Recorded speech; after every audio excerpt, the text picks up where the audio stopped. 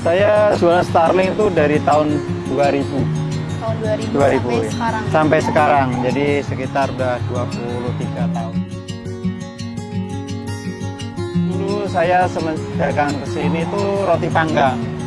Roti panggang, terus burger, ada sandwich, spaghetti gitu. Terus seiring dengan waktu 2007 saya tambahin dengan kopi dari sana.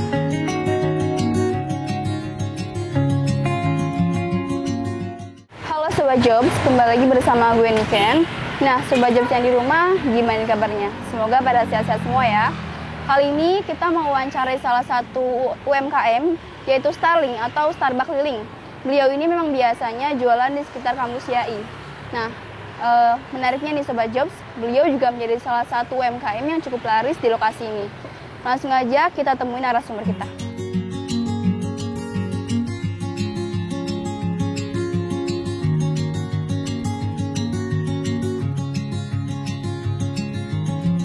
Nah Sobat Jobs, saya udah bersama dengan narasumber kita. Halo Mas, selamat siang. Selamat siang. Mas, sebelum saya mau nanya-nanya lebih lanjut nih, boleh nih Mas kenalin dulu dengan Mas siapa sebelumnya? Saya dengan Agung Juniawan. Baik Mas Agung. Mas Agung udah mulai jualan atau usaha Starling itu kira-kira dari sejak tahun berapa Mas? Saya jualan Starling itu dari tahun 2000. Tahun 2000, 2000 sampai ya. sekarang. Sampai sekarang. Jadi sekitar udah 23 tahun. 23 tahun. Wah, luar biasa banget ya Mas. Ya. Nah Mas, Mas Agung nih sebelum usaha Starling ini ada usaha sebelumnya yang Mas Agung jalani gitu atau usaha ini menjadi usaha Mas Agung dari awal? Oh, sebelumnya usaha Starling ini dulu saya semenjak kesini itu roti panggang. Roti panggang. Roti panggang, terus burger, ada sandwich, spaghetti gitu. Terus seiring dengan waktu 2007 saya tambahin dengan kopi dari sana. Jadi setelah itu tahun 2007 langsung ke kopi ini ya? Ya. Nah menarik nih Mas.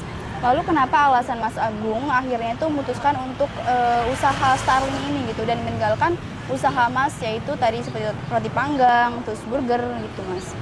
Kalau roti panggang itu karena utama pabriknya yang kita ambil rotinya itu udah tutup.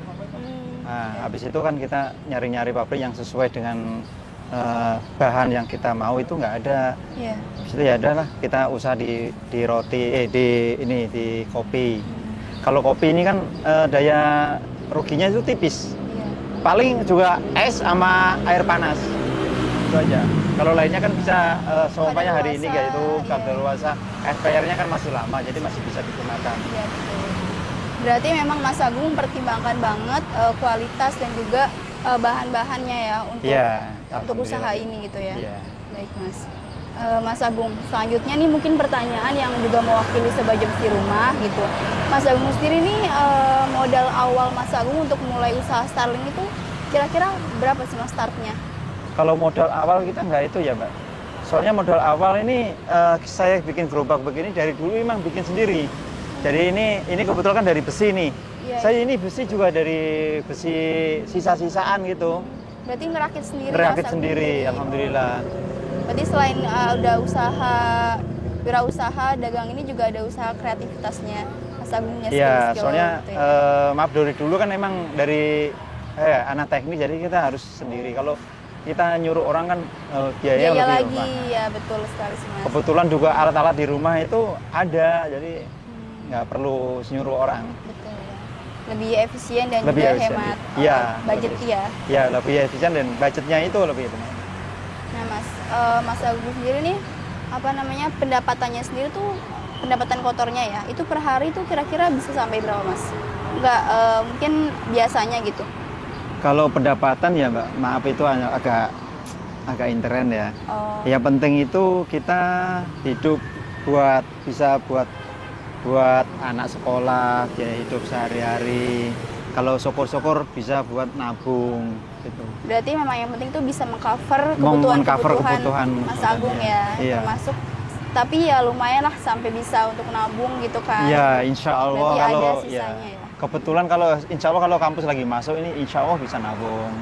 Kalau kampus tutup, maksudnya libur ya itu kita berarti cuma yang penting untuk pas-pasan aja kalau pas-pasan libur ya. Iya. Tapi kan ini kan kayaknya selalu masuk gitu, walaupun Sabtu Minggu kan juga tetap ada yang masuk kan Mas ya? Iya. Sabtu Minggu ya. Tapi saya dagang sampai Sabtu. Minggu Oh. saya libur off dulu. Nah Mas, Mas Agung kan sebagai seorang pengusaha atau pengusaha yang pasti punya dagangan, punya bisnis, itu kan kadang-kadang suka sepi, rame. Nah itu kan udah jadi hal yang lumrah ya, Ya. hal yang wajar gitu, yang dialami oleh pengusaha gitu. Nah Mas Agung sendiri pernah nggak sih Mas pas lagi sepi-sepinya banget tuh cuman kejual beberapa gelas doang gitu? Nah kalau misalnya pernah, itu pas kapan Mas? Pernah Mbak, kalau cuma beberapa gelas itu waktu Corona. Covid. Corona itu kita hampir 2 tahun lebih ya off ya. Iya. Kita coba dagang cuma berapa gelas. Tapi saya alhamdulillahnya itu kan bisa masih punya aktivitas yang lain. Saya kebetulan kan ngojek. Kebetulan waktu itu masih kadang-kadang ada yang nyuruh bikin paber apa-apa itu kan bisa. Saya kebetulan bisa sivil juga. Iya, Mas. Tapi kalau sekarang udah cukup ini ya, Ya, sekarang udah nggak rame. fokus sama kalau semenjak kampus masuk ini fokus sama dagangan aja. Ya, karena emang Ngojek udah nggak juga ada waktu ya, sih untuk ya. ngojek ya. Ngojek paling juga hari Minggu kalau mau, kalau enggak. Oke Mas Agung. Nah Mas Agung di lokasi ini kan itu kan terkenal banget ya. Atau mungkin saya pernah dengar-dengar gitu kan suka didatangi sama Satpol PP gitu Mas. Nah Mas Agung sendiri pernah nggak Mas punya pengalaman ketangkep atau kegep sama Satpol PP gitu? Oh, ketangkep pernah. Ketangkep ya. Pernah. Kita cuma diambil KTP, didata, terus KPTP itu kita ngambilnya di pengadilan. Kita ya kayak sidang, emang sidang beneran. Sidang. Nah kalau ke gap itu ketangkep itu tuh kira-kira kan pasti barang dagangannya itu kan keangkut ya, keambil ya. Nah itu Mas Agung bisa mengeluarkan budget atau biaya untuk menembus itu ada nggak Mas? Biaya tertentu gitu. Waktu saya ketangkep, kebetulan itu dagangan nggak diambil, cuma diambil KTP, didata, terus KTP itu kita ngambilnya di pengadilan. Jadi untuk pelanggaran aja. Oh, berarti biayanya itu dikeluarkan pada Di saat proses pengadilannya proses itu pengadilan ya? itu. Iya, Mas.